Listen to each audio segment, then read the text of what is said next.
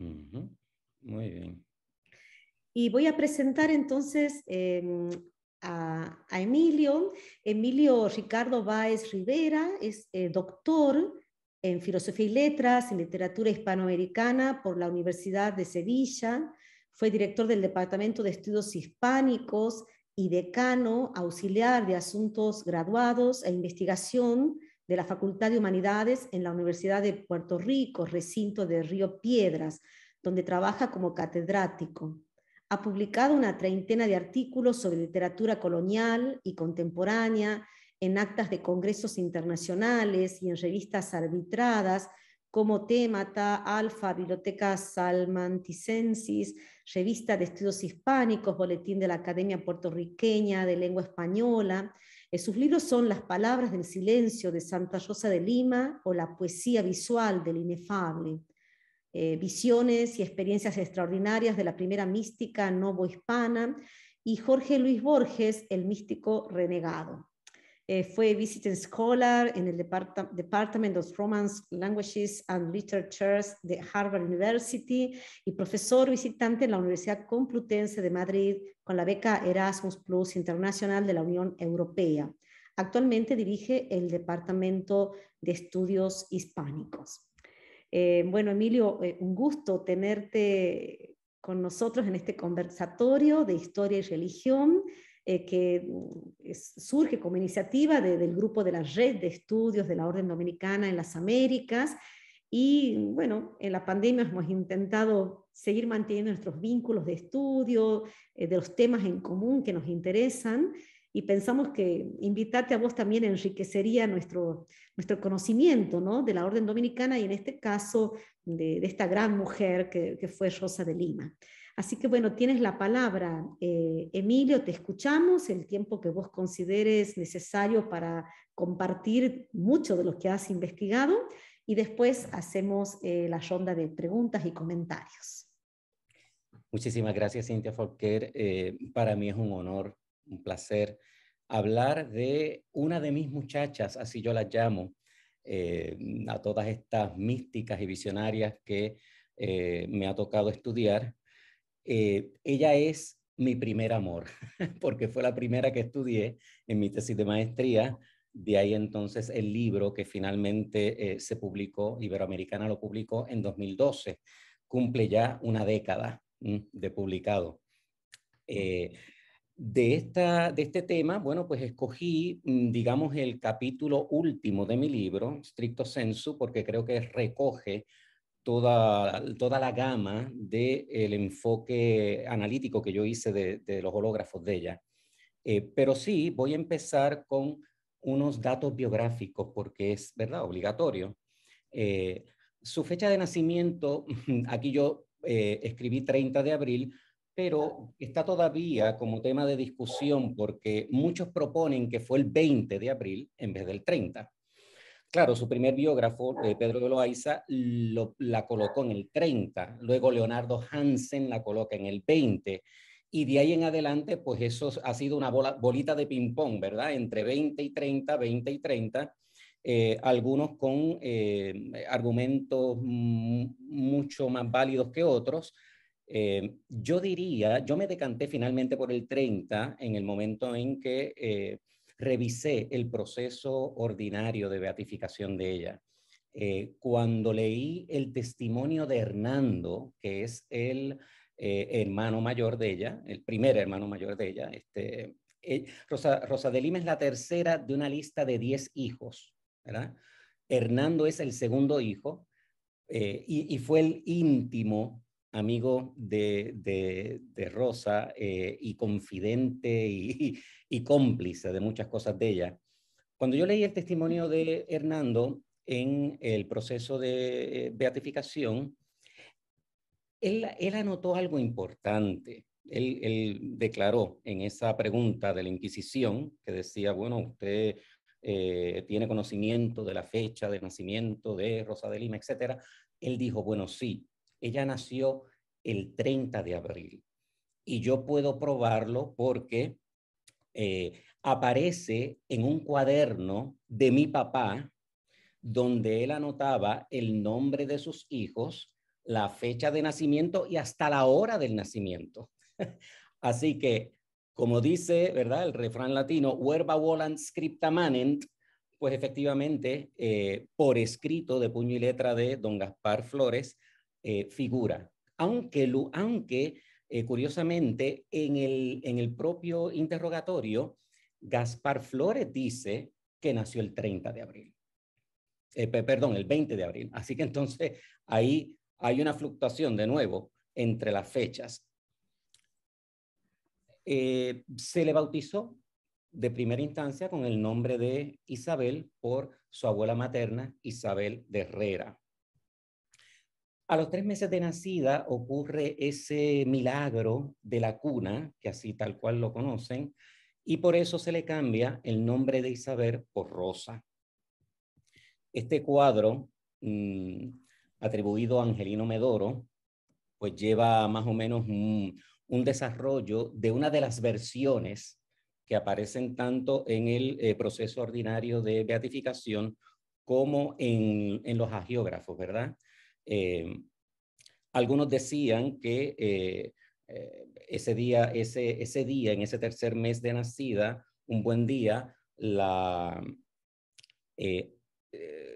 sirvienta, ¿verdad?, la sierva aborigen Mariana, se acerca a la cuna, descubre el rostro de la niña para ver si está durmiendo bien.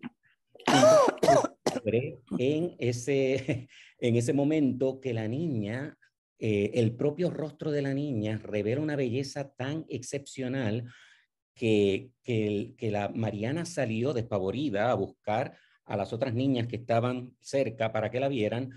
La madre, María de Oliva, acude al momento y ve a la niña y efectivamente lucía una belleza excepcional.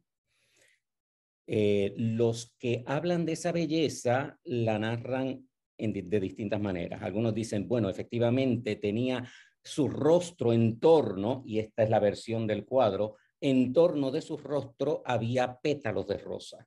Y todo su rostro era como si fuera una rosa, pero con la fisonomía del rostro, ojos, nariz, boca, completamente humanos, naturalmente.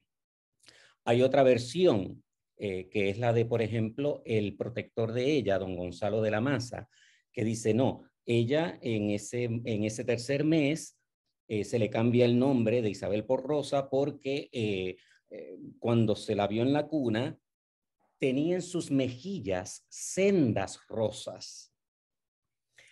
Hasta que llegamos a otros que dicen, no, no, no, es que de pura belleza del rostro, con unos rubores rosáceos, sencillamente parecía una rosa.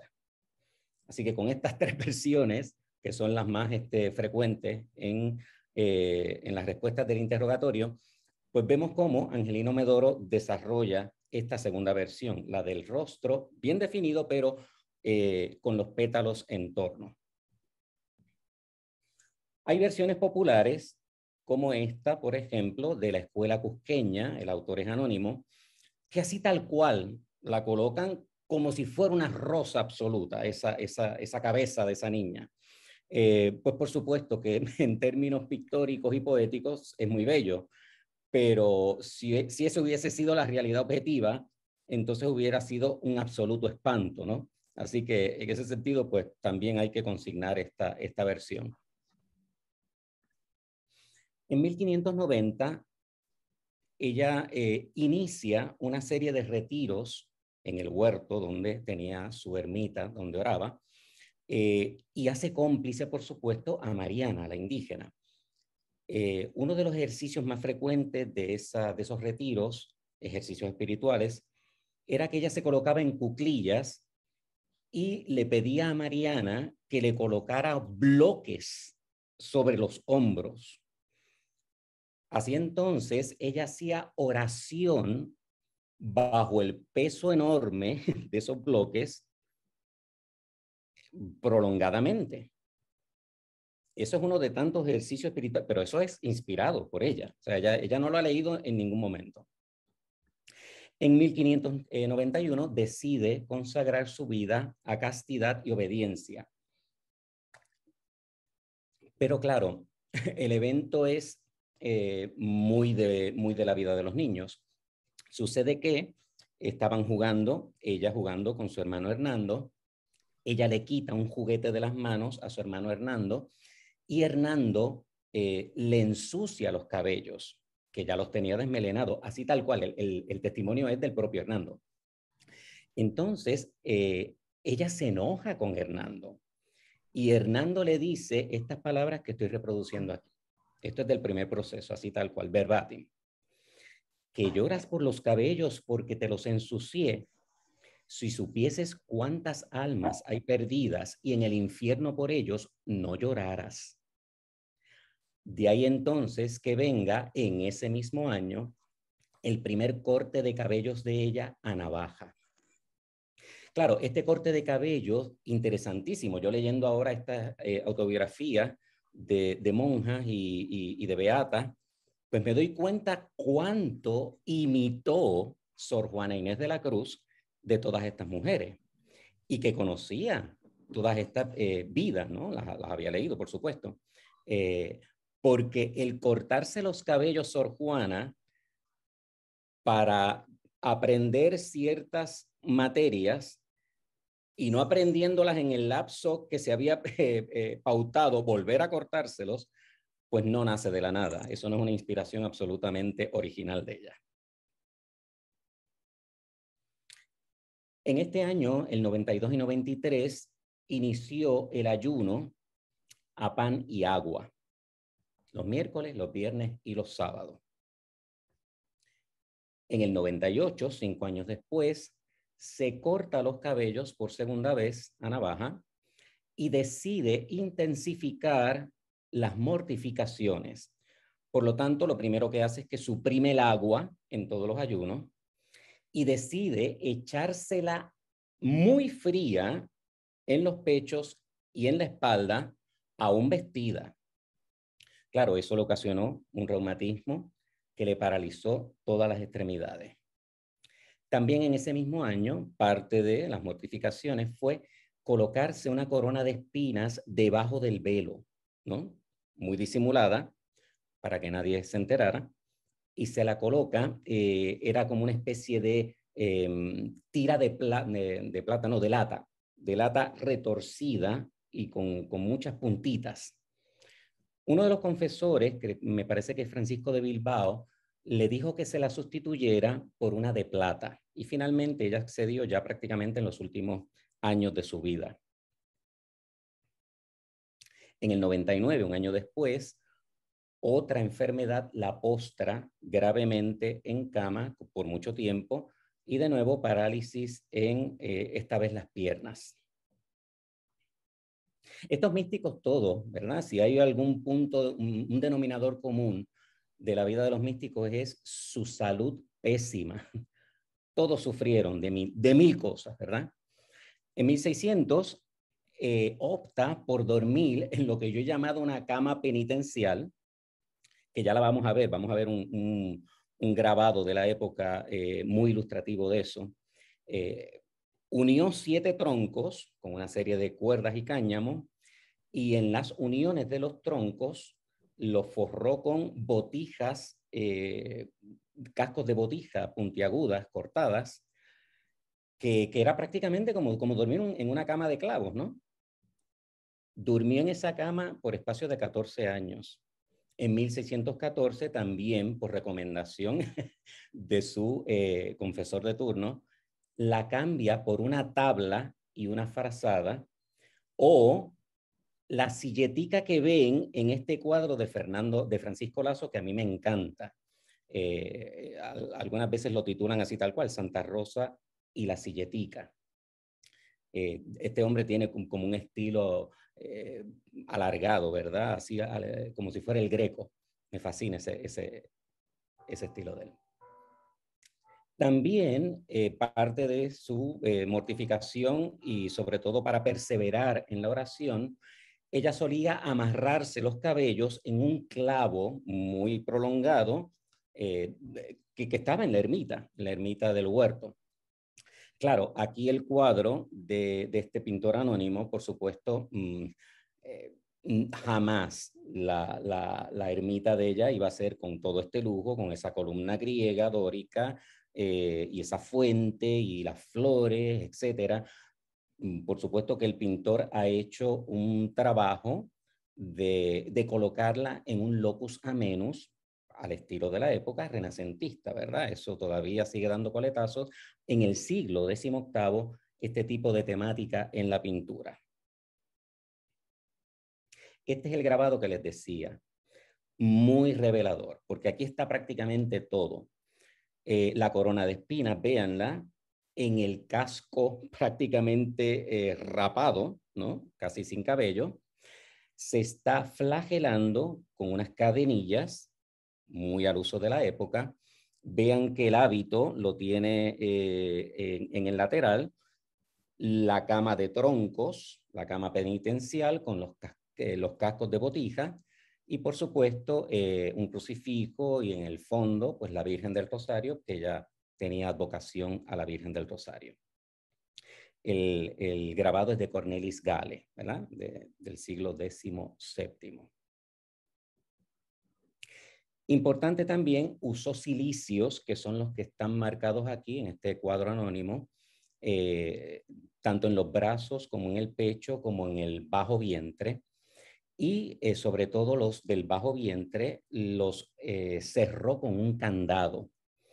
Ella le confió esa llave, la llave del candado, a su confesor de turno, que meses después, pero meses largos después, le pregunta si ella todavía está usando los cilicios, y Rosa le dice que sí.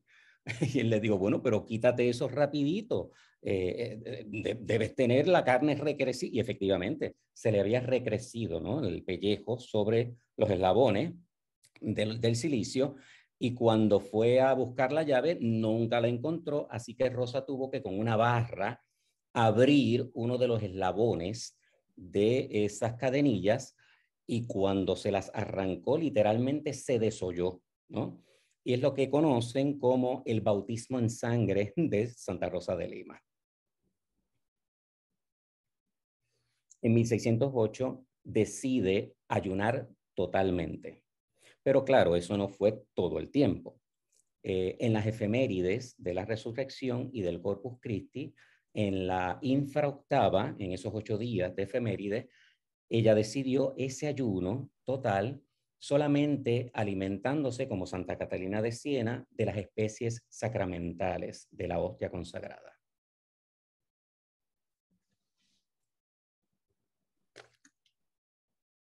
En el 11, 3 años después, tiene 3 visiones similares.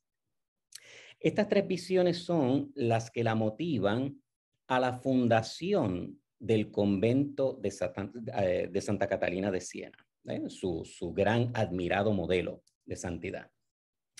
Una de las visiones es que Rosa está rodeada de rosas, ¿verdad? Y Cristo se le aparece y le dice, escoge una rosa, y ella la toma en su mano. Cristo le dice, esa rosa eres tú, y yo voy a tener estricto cuidado con esa rosa. De las demás te cuidarás tú. Así que ella entiende, interpreta que esa es su llamada con Cristo, es absolutamente personal y única, pero que ella se encargará de otras jóvenes al estilo de ella, que no son monjas y que deben llevar una vida similar a la de ella.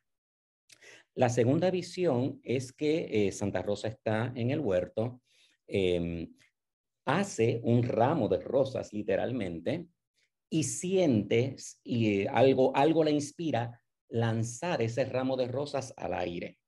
Así lo hace, y esas rosas quedan suspendidas en el aire, pero en forma de cruz. Y de nuevo, la interpretación es, otras hay como tú que deben ser recogidas, ¿verdad?, en un espacio cenobial. La tercera es que también, de nuevo, ve muchas rosas dispersas en el suelo, y Cristo se le aparece y le dice, toma esas rosas en una canastilla y hazme una guirnalda con ellas. ¿Okay? De las tres visiones, hay este cuadro, por ejemplo, este detalle de este cuadro desarrolla la segunda, cuando Rosa lanza todas las rosas al aire y se forma una cruz, ¿verdad? Y claro, el artista, además de la cruz, ha añadido un círculo en torno a esa cruz, como si fuera efectivamente los muros, ¿verdad? Protectores de ese hortus conclusus, que es el convento de Santa Catalina. Ah, importante, no lo había dicho. Quien aparece acompañándola es Hernando, su hermano y confidente. En 1612, don Gonzalo de la Maza y su esposa María de Uzátegui conocen a Santa Rosa. Y por supuesto la reciben en su casa. Ella los llama padres, a él lo llama padre, a ella madre.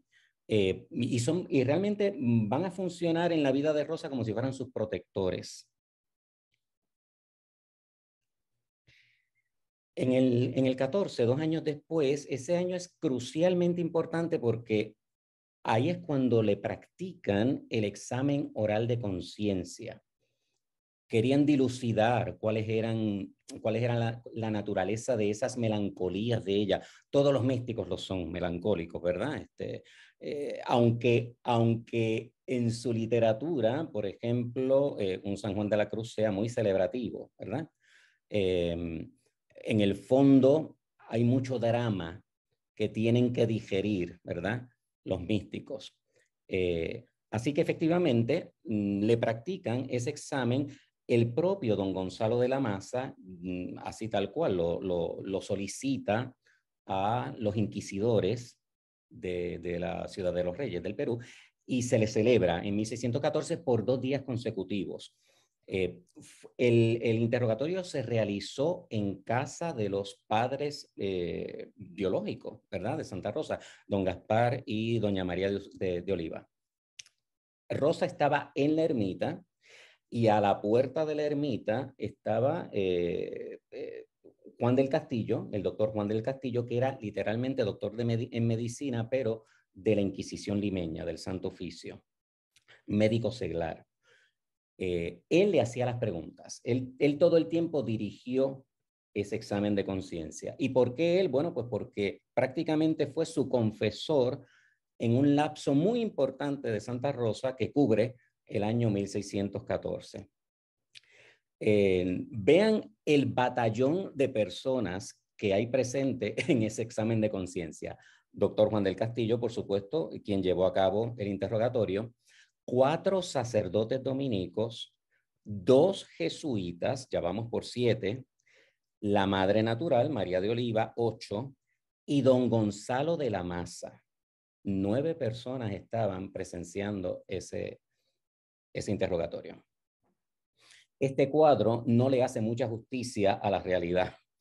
Aquí Laureano Dávila coloca en primer plano, por supuesto, de manera central, está Santa Rosa en el centro, a mano izquierda, con traje rosado, su madre María de Oliva, a mano izquierda nuestra de la madre María de Oliva está Juan del Castillo, el doctor Juan del Castillo, de riguroso negro, y el primero que nos encontramos a la izquierda es Lorenzana, Fray Juan de Lorenzana, que era, digamos, oficial de la Inquisición, del Santo Oficio. Al extremo, en vez de colocar a Gonzalo de la Maza, que estuvo allí y fue el que solicitó el examen, está la esposa, María de Uzátegui. Y por supuesto, todos los demás dominicos y jesuitas que dije que se supone que estuvieran y no están. Claro, importante, también se coloca, debo decirlo, se coloca ese interrogatorio en una especie de locus amenus, que no es el huerto para nada, donde estaba la ermita muy incómoda, de 3 pies por 5 pies, dice Cusen en sus investigaciones. y no lo pongo en duda, muy incómoda, muy pequeña. Se la construyó Hernando, su hermano mayor. Aquí la vemos en una sala muy espaciosa, lujosa, cómoda, etcétera, que para nada tiene que ver con la realidad. Víspera de la muerte, el año 1616, decide adoptar, se le mete entre ceja y ceja, adoptar un niño de 1 año de edad para educarlo, doctrinarlo y que sea predicador en las comunidades aborígenes, sobre todo con comunidades marginadas, poblaciones de indígenas. Ese mismo año, víspera de San Bartolomé, 23 de agosto, compuso los 2 hológrafos que son prácticamente el estudio mío de 2012, publicado en 2012. Heridas del alma, Mercedes o Heridas del alma, y está la espiritual. Fueron descubiertos por Fray Luis G. Alonso Getino en 1923. Alonso Getino publicó el descubrimiento en el 37 y los reeditó con mayores comentarios en el 43, 1943. En el 17, meses antes, por supuesto, de morir, ocurre el desposorio espiritual. El niño en brazos de la Virgen del Rosario le musita una declaración de amor bellísima. Rosa de mi corazón, sé mi esposa. Aquí está el grabado, por supuesto, de Cornelis Gale, que no podía suprimir de ese momento, ¿no? Del desposorio espiritual. Hay 2 sentencias que van de Rosa al niño tomado en brazos de la Virgen del Rosario. Una, que es la de arriba, va en dirección ascendente de Rosa al niño, y la segunda, que está debajo de ella, en dirección opuesta, es la respuesta del niño hacia Rosa. Está literalmente la forma de escritura con las letras al revés. Así que forma casi como si fuera un óvalo, un círculo, ¿verdad? Un enlace, una comunicación circular, ¿no? Y por supuesto en latín, naturalmente. El 29 de julio de 1617 visitó por última vez a sus padres, sus progenitores, Gaspar Flores y María de Oliva. Y luego se quedó en casa de los protectores de María de Uzátegui y don Gonzalo de la Maza. Con 4 meses de anticipación le dijo a doña María cuándo iba a morir. Y que claro, importante, le dijo, voy a sentir mucha sed, por favor no me nieguen el agua. Fallece finalmente el 24 de agosto de 1617 a las 12:30 de la noche. Este cuadro, inspirado en la muerte, atribuido a Angelino Medoro, pues recoge el momento de la muerte en la casa de nuevo de los protectores y Angelino Medoro, que era buen amigo de Rosa, por un tiempo lo fue, no pudo estar presente en el momento de verla muerta. Así que entonces le solicita a María de Oliva que le describa el rostro de Santa Rosa. Entonces, por medio de esa descripción, él hace un boceto, que es este que vemos aquí. Esta imagen la he colocado como debe ser. Es Santa Rosa muerta. Por eso está de manera horizontal. Lo solemos ver de manera vertical, ¿no? Es el boceto que hizo Angelino Medoro a base de la descripción del rostro, que era lo más que le interesaba a él, de Santa Rosa en el momento de morir. Los ojos entreabiertos, igual que los labios. Sufrió una hemiplegia, ¿verdad? Todo un hemisferio, en el caso de ella fue el hemisferio derecho, quedó totalmente paralizado. Y vean que por eso el ojo derecho está un poco más cerrado que el izquierdo.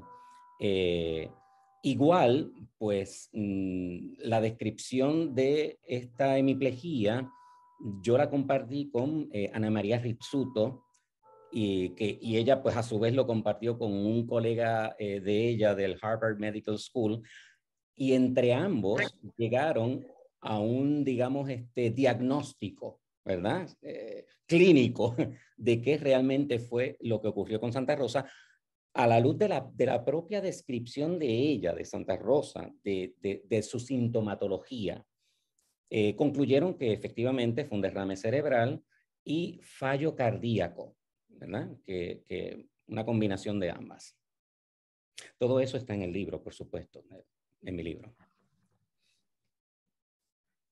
Tanto don Gonzalo de la Maza como varios testigos del proceso ordinario tuvieron que contestar una pregunta obligatoria que era, bueno, usted puede dar testimonio de que, la estoy parafraseando, de que Rosa efectivamente cantaba y componía canciones para a lo divino. Y sí, yo le escuché a ella cantar tal cosa y así tal cual, lo decían en el proceso, y hemos recogido mucha de la poesía cantada y compuesta por Santa Rosa por las declaraciones del proceso inquisitorial. Por supuesto que Alonso Getino las publicó, muchas de ellas, esta es una de ellas, las 12 son dadas, mi Jesús no viene, ¿quién será la dichosa que lo entretiene? ¿Mm? También Alonso Getino recogió esta otra. Oh Jesús de mi alma, qué bien pareces entre rosas y flores y olivas verdes. Esta segunda, sobre todo, importa destacar tres sustantivos: rosas, flores y olivas, ¿no? Ahí está el triángulo familiar. Rosas por ella, flores por Gaspar Flores y olivas de María de Oliva, su madre. También recogida por Alonso Getino, ¿cómo te amaré, mi Dios, siendo yo la criatura y tú mi criador, mi creador? Tú alaba a tu creador, yo alabaré a mi redentor. Ese tú alaba se refiere a un ruiseñor que llegaba religiosamente a una hora precisa de la tarde y cantaba con ella por largos minutos, ¿no? Y la acompañaba en el canto. También recogida por Alonso Getino, aunque se va y me deja volando el pajarillo, se refiere a ese ruiseñor, mi Dios conmigo queda, por siempre sea bendito. Esta otra ya no la recoge Alonso Getino, está en el proceso inquisitorial. Ángel de mi guarda, vuela y di a mi Dios, que por qué se tarda, que por qué se tarda. Miren, esos dos últimos versos son prácticamente bailables. Ese ritmo, que por qué se tarda, que por qué se tarda, ¿no? Es la calidad musical de la poesía de Rosa. Claro, ella tocaba la vihuela, entre otras cosas, ¿verdad? Mi Jesús, pues sois mis amores, enviadme dolores. Y esta otra que es un poco más larga. Oh, si te amase mi Dios, oh mi Dios, y si te amase, y amándote me quedase ardiendo en llamas de amor, ¿cómo te amaré, Dios mío? ¿Cómo te amaré, Señor, siendo yo criatura y tú mi criador? Esa es toda la poesía verbal de Santa Rosa de Lima. Lo que tenemos verbal y, digamos, pictórico en gráficos son estos dos papeles que Alonso Getino llamó pliego de la izquierda, primer pliego, Mercedes o heridas del alma, y segundo pliego, escala espiritual. El primero, Mercedes o heridas del alma, porque está solita, ahí tiene solamente 3 de las 15 Mercedes otorgadas por la divinidad, son todas alusivas a 15 tipos distintos de experiencias espirituales con Dios, ¿verdad? A mano derecha, ¿por qué escala espiritual? Bueno, pues porque en el centro hay una escalera literalmente de tiras de papel, 2 verticales que cubre todo el centro, con 15 que van cruzando de manera horizontal los travesaños de la escalera. Son 15 peldaños y vean que son 15 emblemas los que vemos aquí. Así que, por supuesto, era como para que cada uno de los emblemas ocupara uno de los peldaños de la escalera. Pero, por supuesto, el espacio es muy incómodo, así que ella ubica las primeras tres en el pliego de la izquierda y las otras, no tampoco imposible que les quepan en los peldaños, en columnas alternas a la izquierda y a la derecha, aunque en el centro hay dos. El orden de lectura es el siguiente, es el normal que tenemos nosotros, de arriba hacia abajo. En el caso del primer pliego, Mercedes o Heridas del Alma, de la primera a la segunda a la tercera, de manera vertical, descendente. Luego a mano derecha, en escala espiritual, columna de la izquierda. Nosotros no empezamos por la derecha. Nosotros no somos ni hebreos, no es hebreo ni es árabe, como para ir en contra, al contrario de los cristianos, como se dice, ¿no? No, empezamos a mano izquierda, de arriba hacia abajo. Luego de la última que aparece aquí en la columna de la izquierda, se brinca a la primera de la columna de la derecha, se sigue esta lectura, ¿no? Aquí hay una que quedó un poquito fuera del orden vertical, y luego continuamos hasta que de esta tercera se pasa a la decimocuarta, que es la primera que vemos en el centro. Y entonces ahí cambia el orden de la lectura, porque la escalera es para subir, no para bajar. Por lo tanto, de esa decimacuarta, pasamos finalmente hacia arriba a la decimoquinta.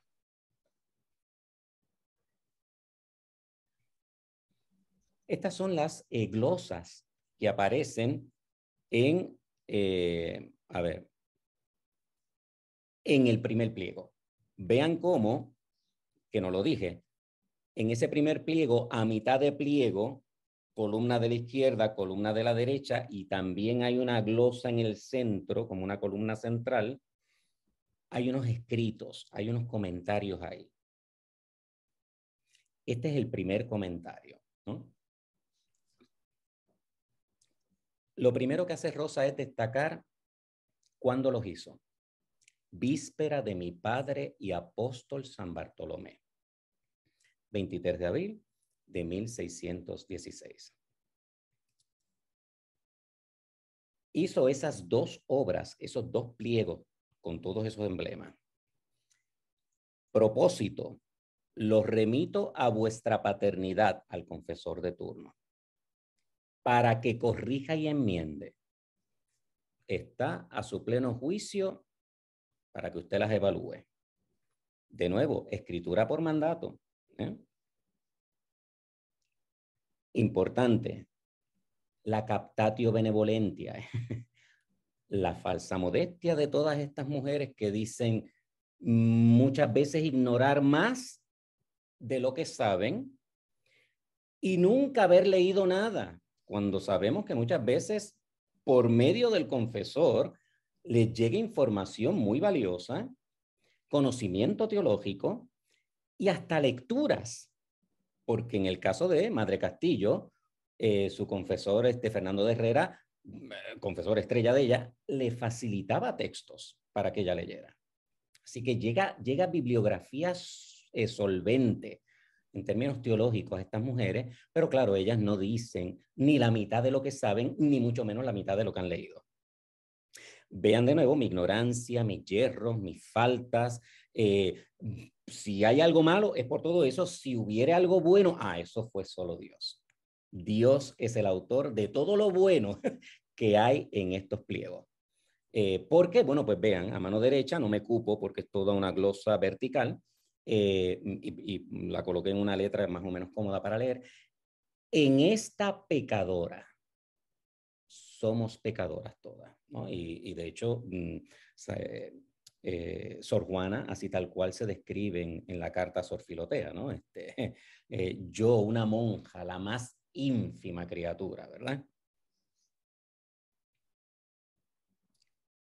El próximo dato importante de esta columna es que todas las mercedes la he escrito así en los cuadernos y lo subrayo en negrillas y literalmente subrayado, porque es la única mención de una autobiografía espiritual de puño y letra de ella en una serie de legajos que por, digamos, solicitud de la Suprema Inquisición madrileña, esa autobiografía pasó del Perú a España. Hay un acuse de recibo en el Archivo Histórico de Madrid de esa autobiografía espiritual, de esos cuadernos de Rosa. ¿Ok? Pero nada más. Esa autobiografía todavía hoy sigue perdida.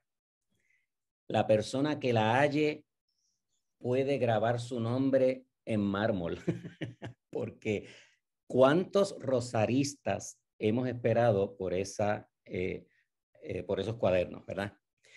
Por supuesto que los dos pliegos de papel de los emblemas eran, digamos, una versión sucinta, muy inmediata de comunicar todo lo que se narró en detalle en esos cuadernos.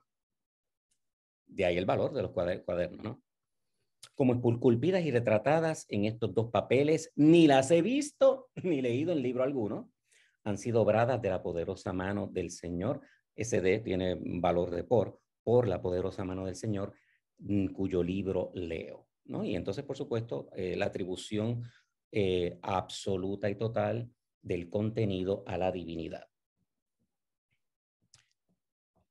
La glosa de la derecha, de la columna derecha, va también con el propósito, ¿no? Si a vuestra paternidad le parece, puede quemar los corazones. Es decir, ya Rosa tenía un conocimiento, es que la Inquisición, vamos, pasa juicio sobre todo, absolutamente todo, en la vida de las mujeres y todo lo de contenido, por supuesto, no doctrinal, va al fuego, ¿no? Así que vean la mención de las llamas. Puede quemar los corazones. Ella entendía que esos corazones que son junto con la cruz, corazón y cruz son los dos contenidos gráficos uniformes y unánimes en las 15 Mercedes. Pues ella entendía que el corazón pudiera pasar, ¿verdad? Por no ortodoxo, bueno, pues entonces ahí usted, pero cuidado, hay algunos corazones que tienen imágenes, todas las imágenes de Dios las debe quitar, ¿no? Eso, por supuesto, a partir de Trento se diviniza la imagen y entonces no se puede desperdiciar ni votar. Una, por supuesto, advocación al apóstol Bartolomé, a quien ella tiene especial fervor, toda esa prolongada alabanza a su y sobre todo aquellos que más, no solamente él dio el ejemplo de las personas que se sacrifican en el amor, pero yo también admiro igual a aquellos que más se esmeraron en amar. Esos me roban la voluntad. Importante este dato, hechas todas estas mercedes en diferentes ocasiones, que no puedo enumerar. ¿Por qué? Porque las he recibido repetidas veces. Este dato es muy revelador. Son 15 emblemas, son 15 experiencias distintas, pero hay una alta probabilidad que las primeras tres, sobre todo porque estas glosas están en el primer pliego, las primeras tres le hubiesen ocurrido más de una vez. ¿Cuál de ellas? No dijo cuál de ellas. Pero por lo menos a mí yo entiendo que la tercera es una de las experiencias más profundas en la vida mística, porque esa es una posesión absoluta de la divinidad en ese corazón. Esa es experiencia totalmente unitiva de las Mercedes Rosarianas, la tercera, yo diría que, bueno, la tercera y la decimoquinta, naturalmente, que es la del corazón que tiene 3 pares de alas. Esas dos son las de mayor alto vuelo en la vida espiritual de Rosa. Último detalle. Como en varias ocasiones tengo escrito por mandato de Dios, ¿verdad? Y ese por mandato de Dios también podemos entender al confesor. El confesor comunica la voluntad divina. Así que es escritura por mandato, como habíamos dicho.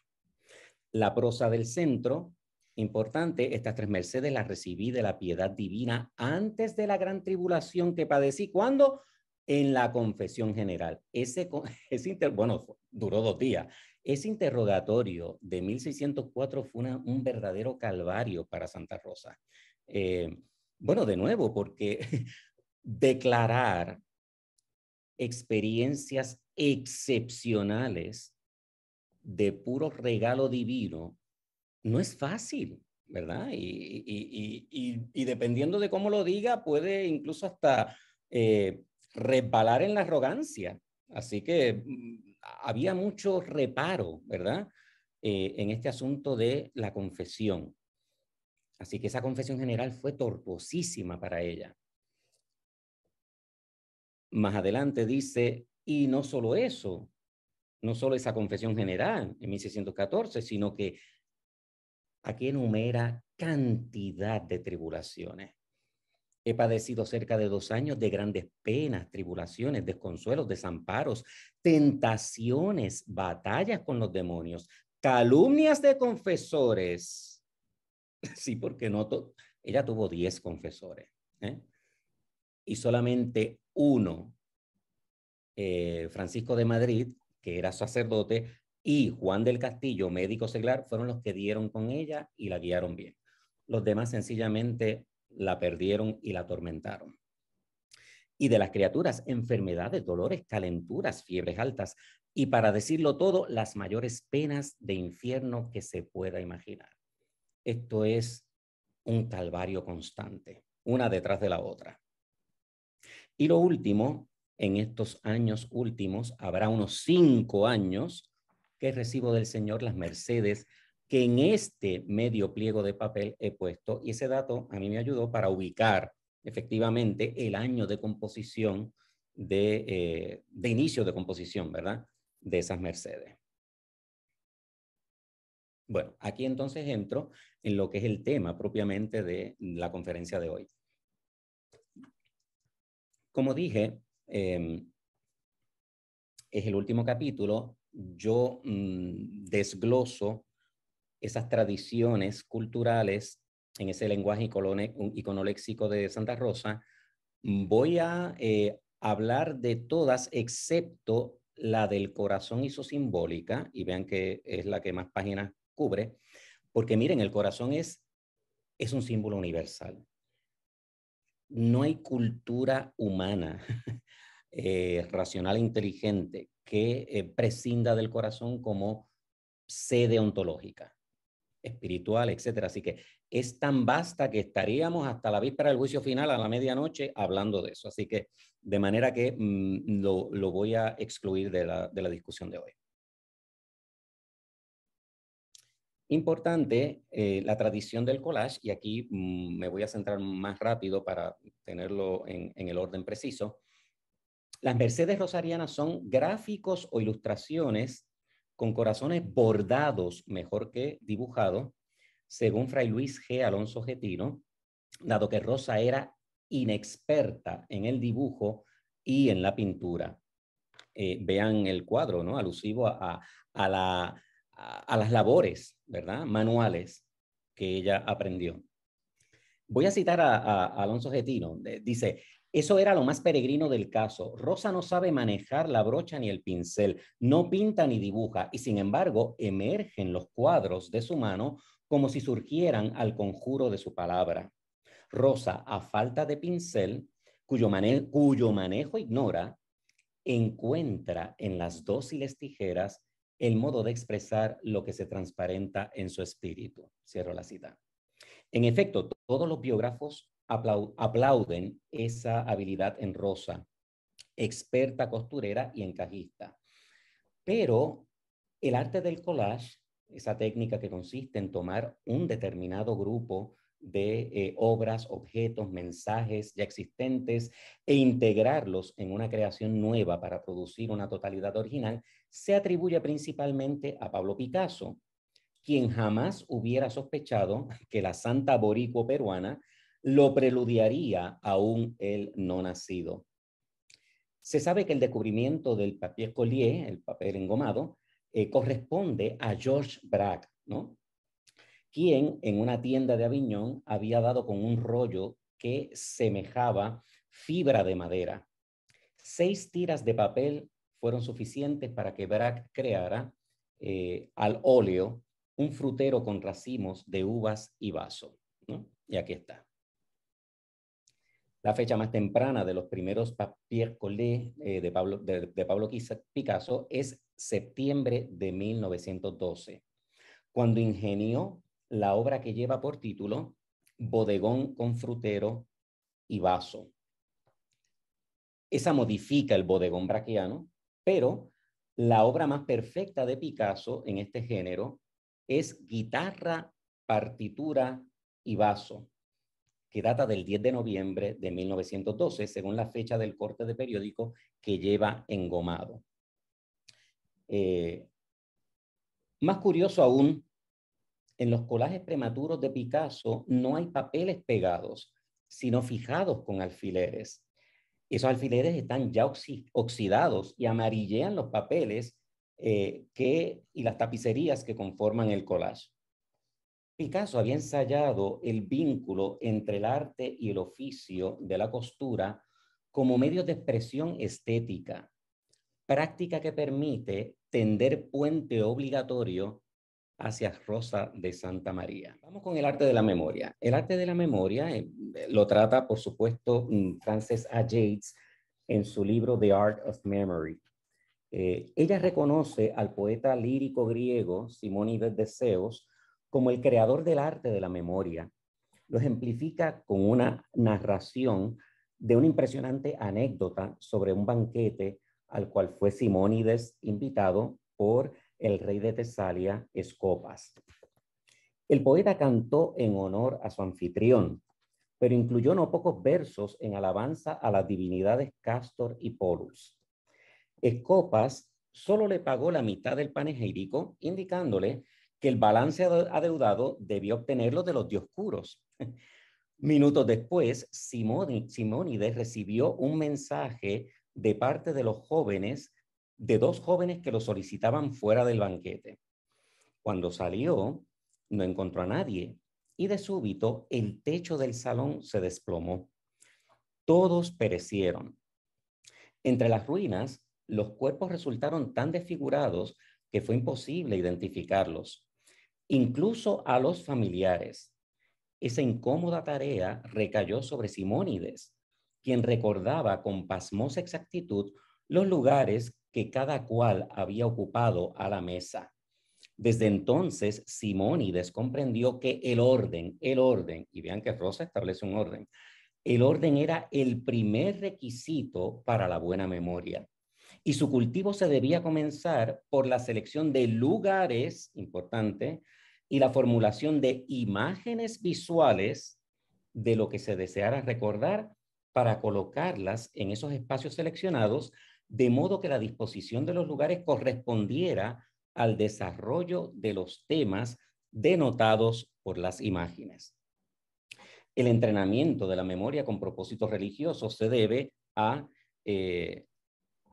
Pitágoras, que había postulado la inmortalidad y el origen divino del alma, apoyándose en la memoria como prueba de que aquella poseía por esta información de una vida previa. Platón no vaciló en recoger las ideas platónicas, pitagóricas, acerca de la memoria en sus diálogos, cuyo Teeteto se hizo eco de la asunción de Sócrates sobre el bloque de cera que hay en el alma de los individuos. donde se haya grabado un conocimiento no adquirido por los sentidos, sino latente en las formas o moldes de las ideas en mayúscula. Pero es Aristóteles quien, contrario a su predecesor, dejó claro en De Memoria et Reminiscentia, apéndice de su libro De Anima, que la memoria, ubicada como la imaginación en la misma parte del alma, es un catálogo de imágenes mentales registradas por las sensaciones que cuenta con un elemento temporal añadido, proveniente de la percepción de las cosas en el pasado. Fundamentado en los recursos de la enseñanza de la memoria expuestos en tratados griegos, actualmente desaparecidos, un anónimo maestro de retórica romana compiló para sus discípulos en un libro titulado Ad Erenium las reglas de las 5 partes de la retórica: inventio, dispositio, elocutio, memoria, pronunciatio. Cicerón, fascinado con la lectura del Ad Erenium, no permitió suprimir la anécdota de Simónides cuando abordó el tema de la memoria como una de las 5 partes de la retórica en su De Oratore, donde alude a los loci et imágenes asiduas empleados por los retóricos romanos. Más de un siglo después, Quintiliano, ¿no?, detalló el sistema mnemónico de ubicación locativa a base del recuerdo de la disposición arquitectónica de un edificio lo más espacioso y variado posible, sin omitir su mobiliario ni decorado. Las imágenes a emplear para recordar el discurso, de las cuales, por ejemplo, Quintiliano recomienda un ancla o un arma, importante, deben ser colocadas imaginariamente en estos loci del edificio memorizado. A tenor con estas recomendaciones, el orador se movía mentalmente a las habitaciones del edificio retratado en su imaginación para obtener las imágenes representativas de las ideas de su discurso mientras lo pronunciaba. ¿Qué tiene que ver eso con Rosa?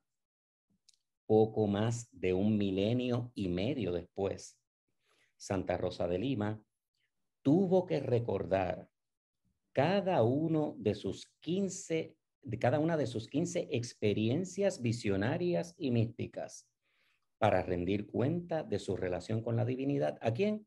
A su confesor de turno. Vean cómo, de nuevo, y ya lo había explicado, en el desarrollo de los hológrafos, la lectura vertical de las primeras 3 mercedes y luego el orden en estricto, ¿verdad?, correspondiente a los peldaños, hasta que se llega a la 15ª, que es esta última. Claro, esto que ustedes ven aquí, que está fuera del marco del pliego, vamos a empezar por ahí, es lo que algunos comentaristas de estos hológrafos entienden que es la 16ª merced.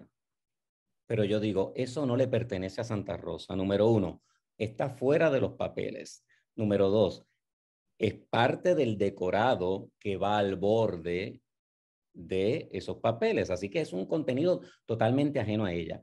Y número 3, entre otras razones que doy en el libro, el contenido de esta imagen superior replica hasta en dibujo, que Rosa no sabía dibujar, lo que exactamente está comunicando esta 15ª merced.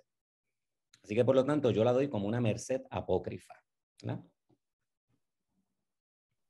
Vamos entonces para la próxima, que aquí entramos en lo que es la emblemática renacentista en el lenguaje de Santa Rosa. El Renacimiento heredó del arte de la memoria, cuya tradición retrotrae a los orígenes de la epistemología occidental que desconoció de la imprenta, la creación del emblema o la unión de lo pictórico con su lema y glosa aclaratorios. La extensa trayectoria de estas composiciones alegóricas de posible lectura simbólica se inicia con lo que ven ahí, el Emblematur Liber de 1531 de Andrea Alciato, quien los concibió con su forma característica sin sospechar siquiera que con ese raro librito crearía un género literario inmensamente popular y él, según Peter M. Daly, crearía un género literario popularísimo y sería conocido como el padre y príncipe de los emblemas. Vamos a estudiar el primer emblema. Y aquí, bueno, aquí necesito obligatoriamente ir al ahora, porque esto necesita movimiento. Esto es uno de los emblemas del Emblematur Liber de Alciato, de construcción tripartita, y ya aquí me muevo a la flecha. La pictura, que es lo que acaba de salir en call out hacia afuera, era la imagen gráfica o figura. La inscriptio, vean la que sale a mano izquierda, hacía las veces del título fraseado a modo de sentencia breve, verso o lema en la parte superior o al pie de la imagen. Y por último, la suscriptio consignaba una explicación más detallada del contenido implícito en la imagen y en el título. Los emblemas, por su común naturaleza didáctica, fueron concebidos para comunicar conocimientos o verdades de manera inmediata. Como se dice, ¿verdad? Una imagen habla más que 1000 palabras. Edificante y persuasiva a fin de quedar fijos de golpe en la memoria.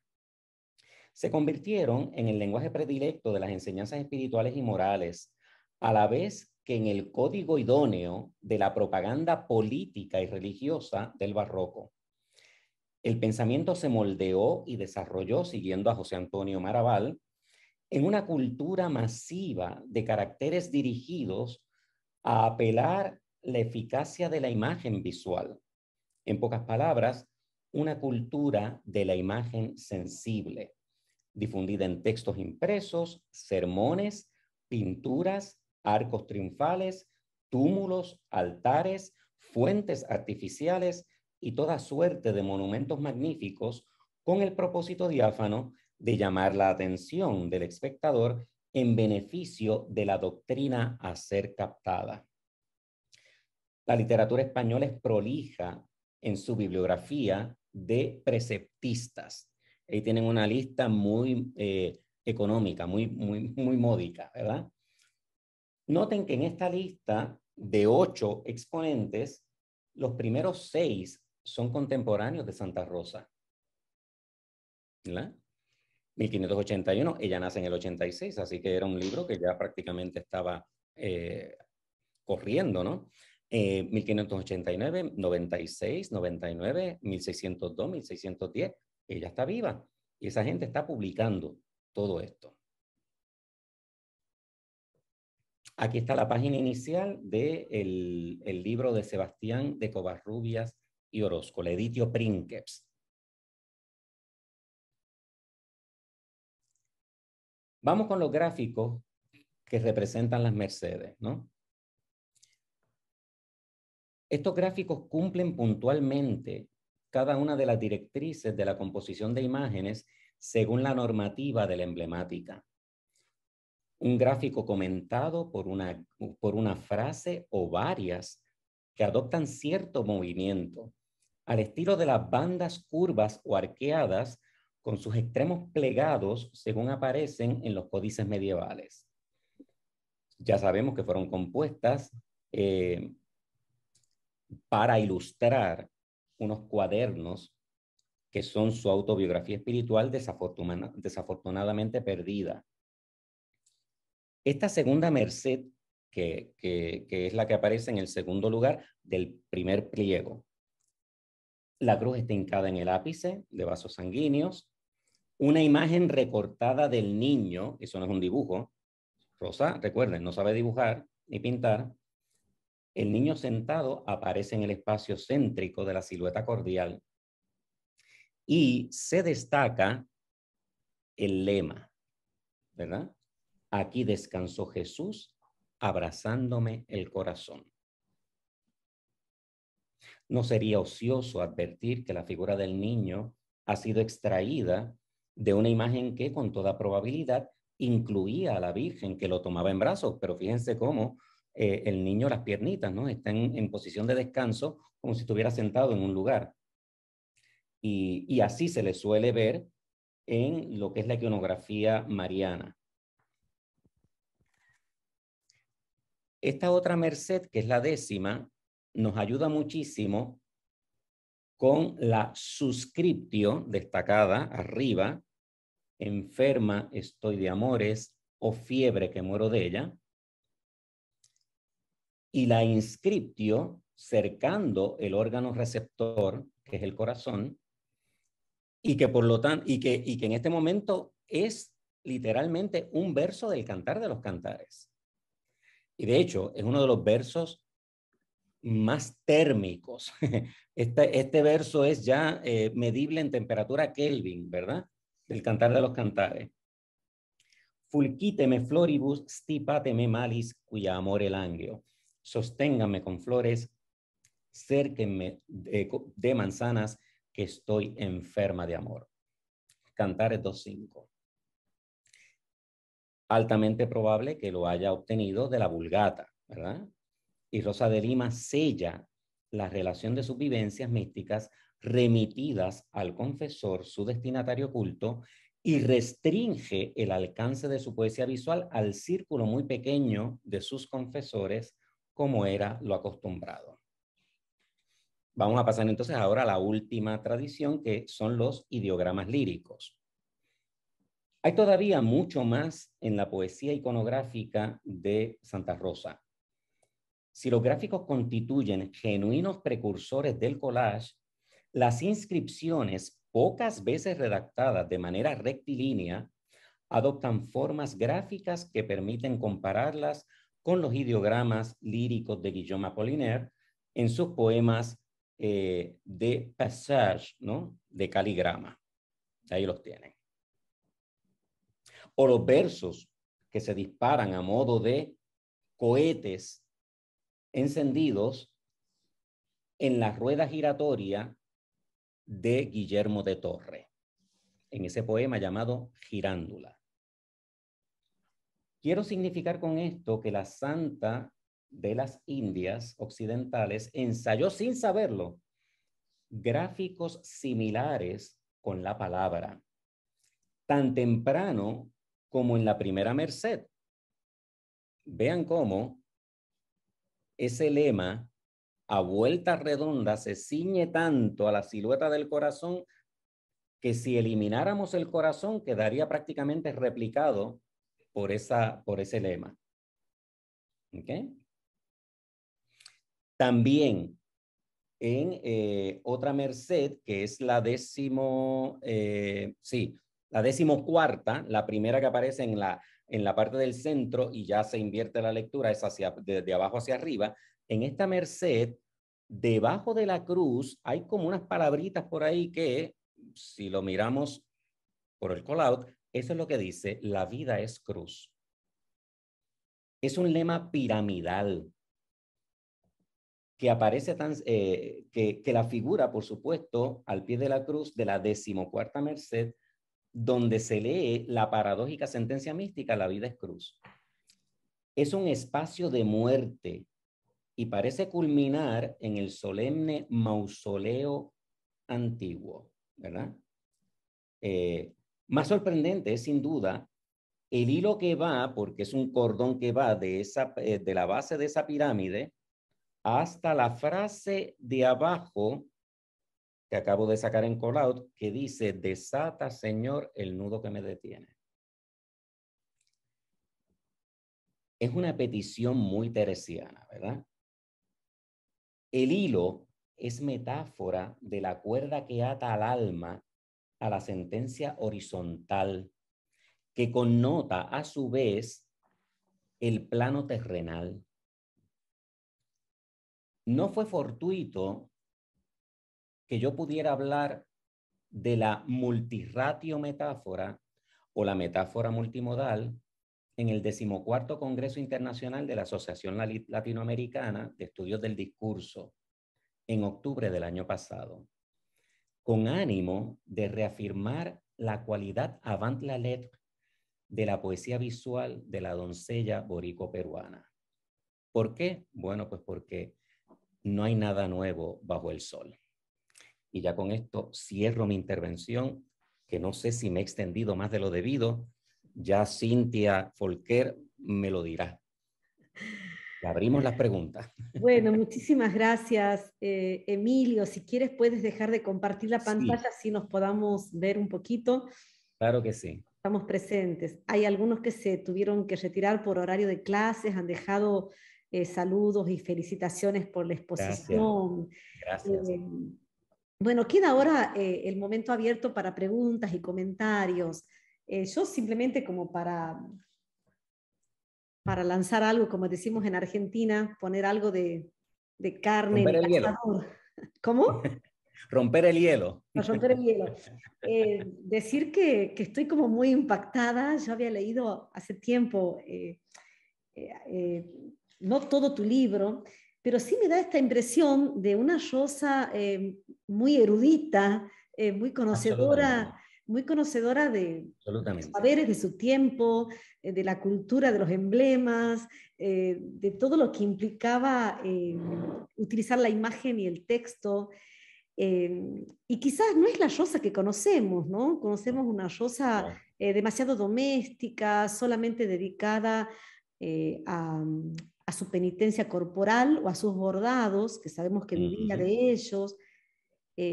Me ha resultado así como muy interesante descubrir esta faceta de una mujer muy lectora, porque Sí, para producir esto habría que haber leído eh, mucho de la cultura visual y escrita de su época, ¿no? es Entonces, correcto. te agradezco lo que nos traes, es parte de una gran investigación tuya, pero a mí me genera así de entrada como mucho impacto, porque no estamos acostumbrados a leer esta dimensión de Rosa, la dimensión mística, pero una dimensión de una mística que es expresada en los códices culturales de la época Sí. de una manera fascinante, ¿no? Bueno, De hecho, pequeño Cintia, comentario. sí, y abundo en tu comentario, el primer sorprendido fue naturalmente Alonso Getino, ¿no? Mm, Cuando haya estos papeles en lo que era la celda, ¿verdad? De ella, una visita fortuita que hizo al Perú, a Lima, y, y pidió entrar al monasterio porque él quería visitarlo, ¿verdad? Entonces aprovechó que una monja estaba pidiendo una confesión porque estaba muy enferma y a riesgo, ¿verdad?, de muerte. Así que el sacerdote que fue a practicar la extrema unción, así tal cual, él, Alonso de Tino aprovechó esa oportunidad y se infiltra. Este convento es naturalmente de claustro absoluto. Eh, y se escapa literalmente a la celda de Santa Rosa. Y en la celda de Santa Rosa haya estos papeles. Así que el primer asombrado de esta dimensión intelectual de Santa Rosa de Lima es el propio descubridor, Alonso Getino, ¿verdad? Y así tal cual lo dice en su libro, en el libro del 37 y en el libro del 43, lo repite. Esta no es la mujer iliterata, ¿verdad? Inspirada totalmente a lo divino. No, no, no, no, no, no, esto, y tampoco es la sabiduría de los pauperes, ¿verdad? No, no, aquí hay un mundo que descubrir de la dimensión, como tú dices, intelectual de Rosa de Lima. En efecto, bueno, cita un verso del Cantar en el latín. Si lo dominaba a plenitud o no, bueno, son otros $20, pero como decimos acá en América, pero tuvo que haber llegado a ella, porque sí, de manera oral pudo haber llegado la traducción al castellano, pero ¿cómo llega la precisión de la ortografía del latín? mm, ¿Verdad?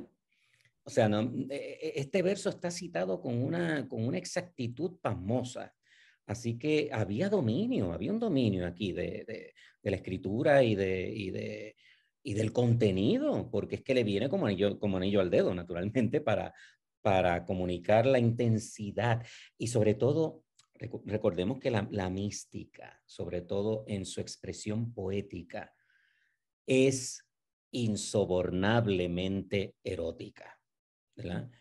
Los sobretonos eróticos en toda la mística. Bueno, bueno, y lo tengo aquí, no sé si lo están viendo, no se nota mucho, la Santa Teresa en éxtasis de Bernini.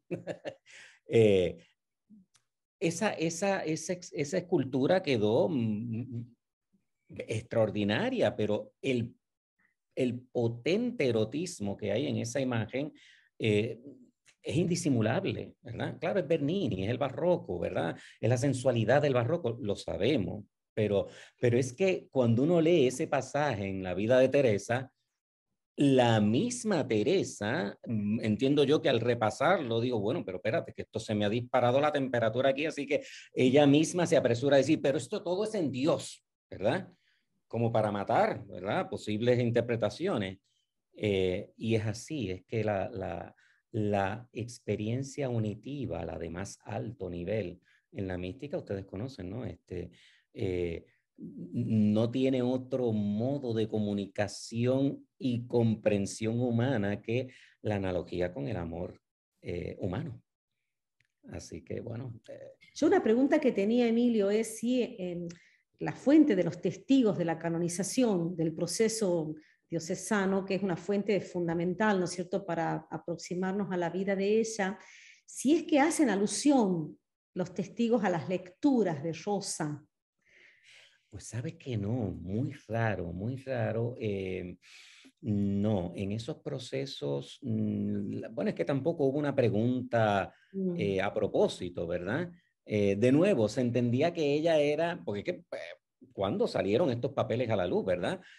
Primero los cuadernos quedaron requisados por la Suprema de la Inquisición madrileña y luego cartas sueltas que se publicaron en el 1917, ¿eh? O sea, todo esto, es decir, la dimensión intelectual de Santa Rosa quedó por mucho tiempo sepultada en el total olvido. No es hasta principios del siglo pasado que empezamos a descubrir cosas de ella. El Manojo de las Cartas, ya les digo, se publicó en el 17, que no dicen nada de su contenido espiritual, ni de sus vivencias místicas en lo absoluto. Y, y los cuadernos que quedaron en el 1623, requisados en Madrid, y de ahí en adelante no hubo nada más. Estos papeles que accidentalmente en el 1923 Alonso Getino da con ellos. Es decir, que las monjas los tuvieron allí por años de años sin saber qué era aquello. Así tal cual, puestos en la celda. Ahora están empotrados en una pared. Que Bonito. evidentemente esto que nos presentas habla de una mujer que leía y que escribía. Habrá utilizado su ermita como un espacio de lectura y escritura. Claro, Ha claro. tenido para que una mujer de principios del 17, fines del 16, principios del 17 lea y escriba, ya era cosa rara en esa sociedad limeña. Absolutamente. Entonces Sí, estamos hablando de alguien con mucha curiosidad también intelectual, también poeta, que escribe poesía amorosa, que tampoco era común, digamos, para mujeres en Lima. claro, claro, claro. Entonces, Y, bueno, de pues, golpe y aparece poesía, una imagen, un nuevo rostro de Rosa, ¿no? absolutamente. Y poesía amorosa, Mm. digamos, ella se vale, ella lo usurpa el lenguaje amoroso profano para divinizarlo, hacerlo a lo divino, Mm. ¿no? Que es lo que comenta Alonso Getino, ¿no? En esas primeras coplas, ¿verdad? Que les presenté. Dice, no, esto no es original de Rosa, estos versos son de la Celestina, del capítulo tal de la Celestina, y están en este parlamento. Y efectivamente, pero Rosa lo dijo a lo divino, ¿verdad? Claro. Eh, Así que sí. ¿Algún otro comentario, resonancia o pregunta que quieran hacer a la exposición de Emilio? Creo que contesté la curiosidad que Cintia, había. Sí, Sí, sí, sí. ¿puedo? Sí, Estoy sin imagen, pero si me adelante. permiten, sí, Rafael. me parece que también se manejaba un modelo de santidad en la época femenino que no era el de la mujer ilustrada, justamente. Claro, claro. Entonces, esos detalles no eran buscados los detalles más, como decías recién, Cintia, más domésticos. Eh, Sí. Hay que pensar que la primera doctora de la Iglesia es del siglo XX. No se buscaban esos elementos en la santidad femenina. Sí. Se buscaban otras cosas, como decían los padres, que se dedicaran sobre todo a la caridad y a la oración. Eran los elementos que se buscaban en la santidad femenina. Sí, bueno, eso, por supuesto, responde a la intención de control, naturalmente, de la jerarquía esencialmente masculina de la Iglesia Católica sobre la mujer. Pero esporádicas monjas y beatas muy potentes en su inteligencia, como una Hildegarda de Bingen, por ejemplo, o una propia Santa Catalina de Siena, eran excepción en la época y modelo intelectual también. Así que sí, pero muy pocas, ¿no? Y solo a ellas, ¿verdad? Se les dio permiso para escribir y predicar, porque tampoco podían predicar.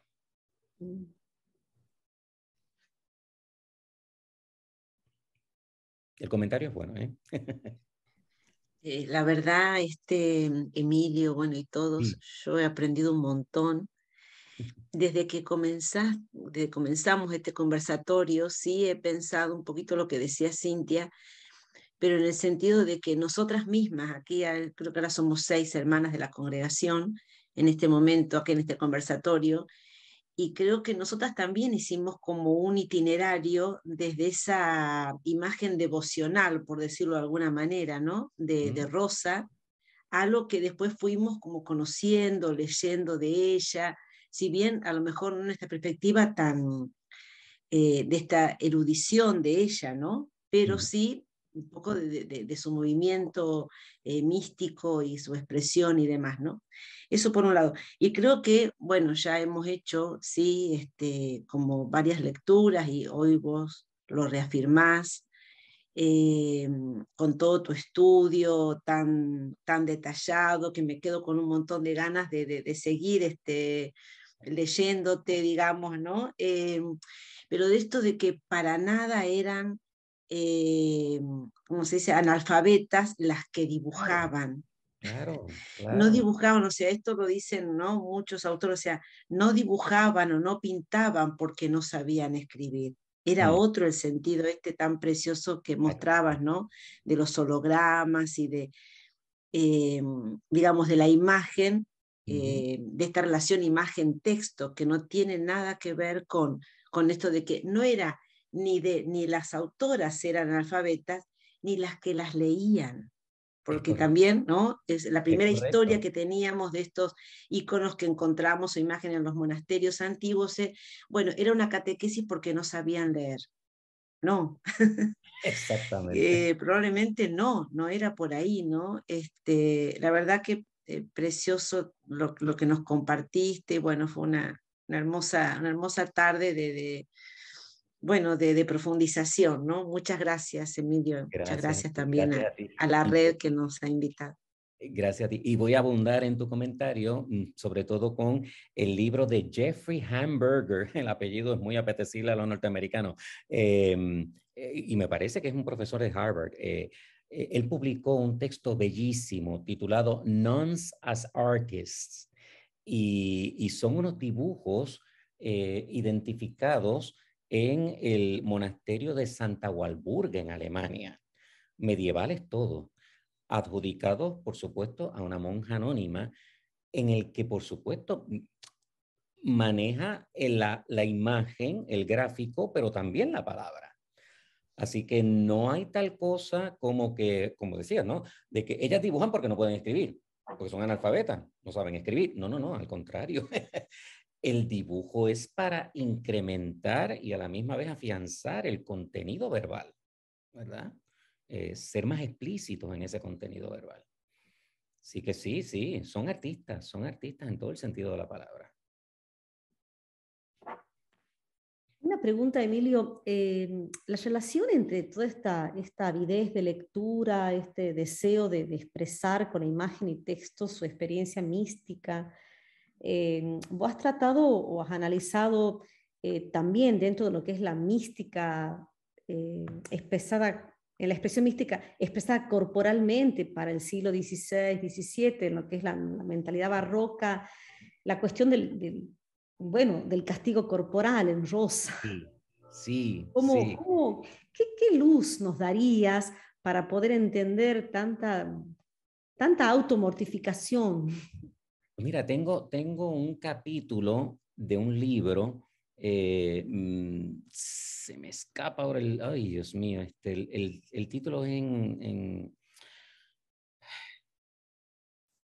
en portugués, Poéticas do Corpo, creo, algo así. Bueno, fue un capítulo que me pidieron sobre el tema del cuerpo en la mística, ¿verdad? Así que yo ahí, pues por supuesto, hablé de mis muchachas, de toda esa mortificación, pero como a la luz de la teoría de Walker Bynum. Ah, sí, de Carol. Claro, claro. Se descifra todo esto. El misterio está descifrado. Esta estudiosa, historiadora medievalista, define que muchas de estas mujeres se pensaron en términos físicos de su cuerpo por la analogía paulina, ¿verdad? De que ustedes son mujeres, cuerpo de quién, bueno, de la cabeza que es Cristo. Así que cuerpo, iglesia, va ya de suyo feminizado con la cabeza y que corresponde a la cabeza ya de suyo masculinizada por identificarse con Cristo.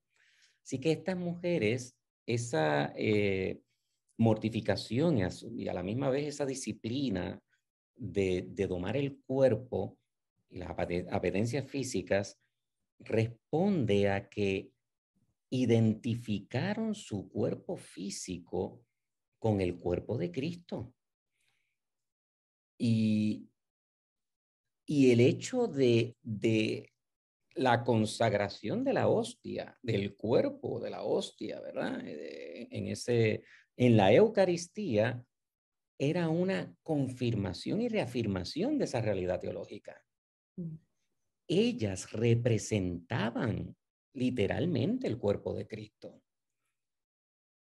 Así que por ese lado quedó completamente claro. Y entonces, mucho de ese pathos, ¿verdad?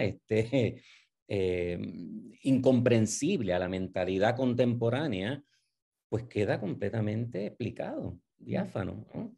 Sí, Pero me ya te interesaba daré la ficha. Sí, me interesaba tu opinión. He leído algo de Walker Bynum y sobre todo un capítulo que ella tiene en ese libro gordo, grande, que es historia, Sí, para una historia del cuerpo, ¿no? es Y ella correcto. plantea cómo, bueno, para el barroco, para la mística del barroco, la identificación corporal con Cristo es como escribir la identificación en el propio cuerpo, ¿no? Entonces, Sí, tu sí, sí, sí, cuerpo, sí. ¿sabe? Tu cuerpo es tu texto, ¿no? Tu modo Exactamente, de exactamente. decir la identificación. Claro, lo que pasa es que para nuestras coordenadas mentales y culturales siempre No. Eso es hoy, difícil de acercarnos, ¿no? Sí. Hoy es muy, muy complicado, ¿eh? Lograr siquiera la mitad de la comprensión de la profundidad de esa mentalidad, ¿no? muy difícil. Pero ya te digo, bueno, historiadoras como esta mujer de ese alto calibre han logrado arrojar luz muy valiosa de esa forma de vida.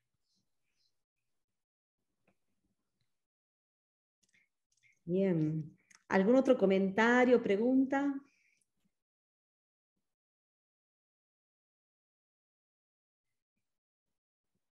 Bueno, mucho para seguir pensando. A ver, Sofía. No, yo lo único que, hola, buenas tardes. He tenido una tarde muy accidentada con problemas de familia y demás.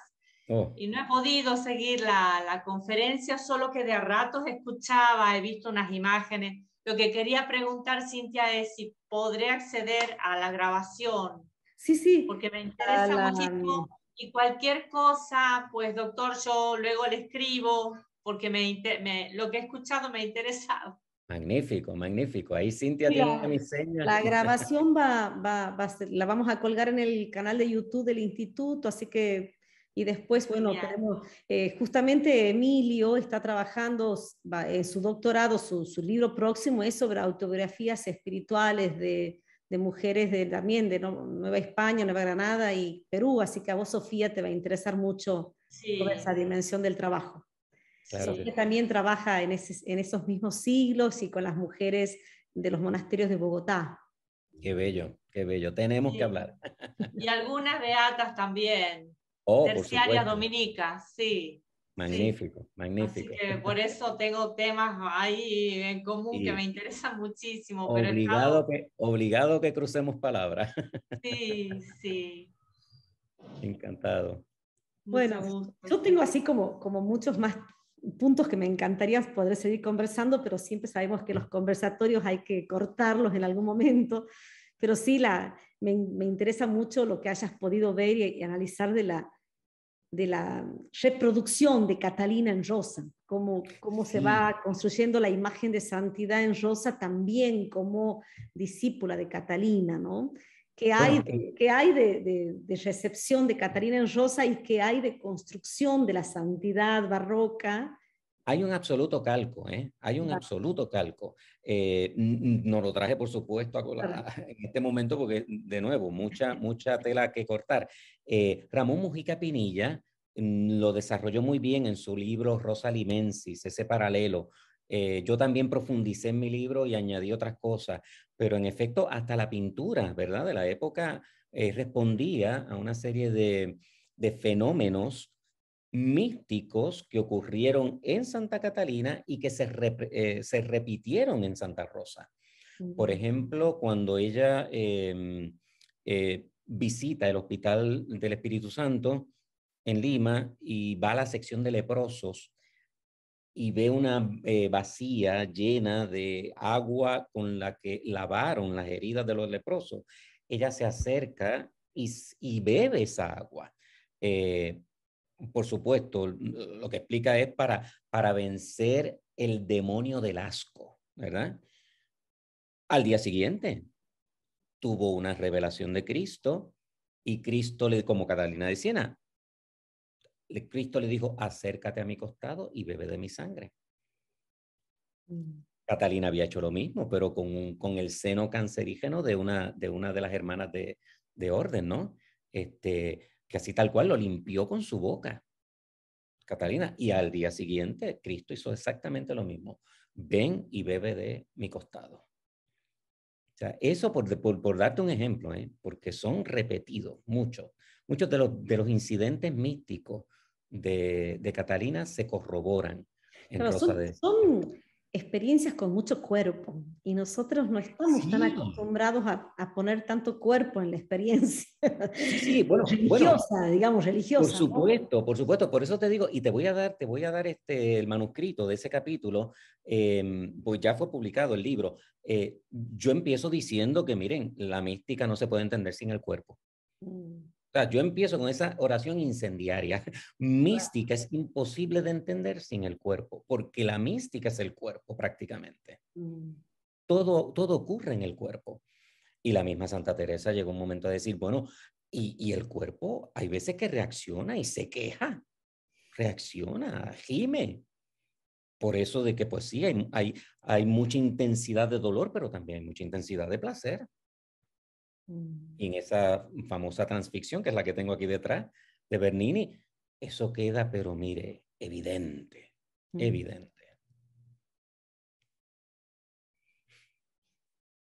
Bien. Bueno, Emilio, muchísimas gracias por tu tiempo. Ya el agradecido soy yo, de verdad que sí. Llegando a 2 horas, queda pendiente una próxima invitación para tu nuevo libro, que va a ser sobre escritura espiritual, autobiografías espirituales. Claro que la verdad que, bueno, aprovechar que la magia del Zoom nos permite acortar distancias y unir un puente entre, bueno, el sur y Puerto Rico. Agradecer y felicitarte por tanto trabajo minucioso que has hecho en todos estos años. Y bueno, tenemos, creo, toda la sensación de que tenemos mucho por seguir aprendiendo y aproximarnos a estas mujeres que tienen mucho todavía por revelarnos del misterio de su experiencia, ¿no? El agradecido soy yo y con 1000 amores acudo de nuevo al llamado. En cuanto salga publicada esa tesis doctoral, por supuesto que vas a tener la primera noticia. Bueno, perfecto. Muchísimas gracias, Emilio, y bueno, gracias a todos los que se han sumado. Hay algunos saludos que han dejado antes de irse algunas personas, bueno, agradeciendo, felicitando tu trabajo, ¿no?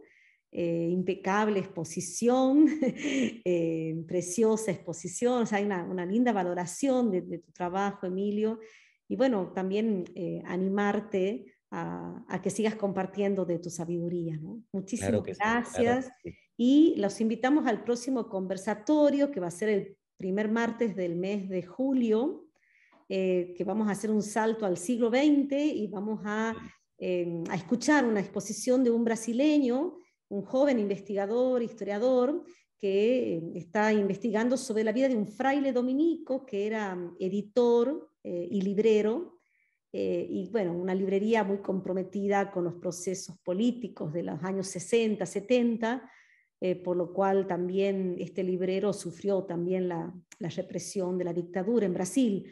Pero interesante esta dimensión de los dominicos como libreros y editores, ¿no? Otra faceta de la orden dominicana.